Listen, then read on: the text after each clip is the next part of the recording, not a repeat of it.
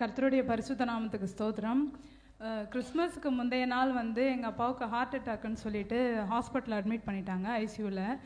நான் ஸ்கூல்லேருந்து ஆஃப் டேக்கு அங்கே போயிட்டு ஒரு 5 மணி வரைக்கும் வெளியிலே உட்காந்து ஜெபம் பண்ணினே இருந்தோம். ஏசப்பா சரியாயிடணும், நாளைக்கு ஆராதனைக்கு கிறிஸ்மஸ் ஆராதனைக்கு போகணும், உங்கள் கருத்தில் ஒப்பு கொடுக்குறேன் ஏசப்பா அப்படின்னு சொல்லிட்டு இருக்கும்போது நர்ஸ் அவங்களாம் வந்து சொன்னாங்க, ஒன்று அவங்களுக்கு ஆன்ஜியோ பண்ணணும் இல்லைனா ஓப்பனர் சர்ஜரி பண்ணணும் அப்படின்னு சொன்னாங்க. ஏசப்பா எந்த ஆப்ரேஷனுமே இல்லாமல் பரிபூர்ண சுகத்தை நீங்கள் கொடுக்கணும் ஏசப்பா அப்படின்னு சொல்லி ஜெபம் பண்ணினே இருந்தோம்.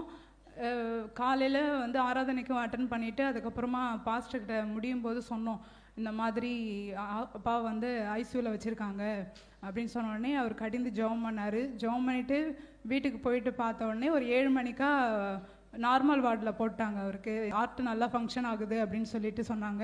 கர்த்தருடைய பெரிதான கிருபைக்காக அற்புதத்துக்காக நன்றி செலுத்தி சாட்சியை முடித்துக் கொள்கிறேன். ஆமென்.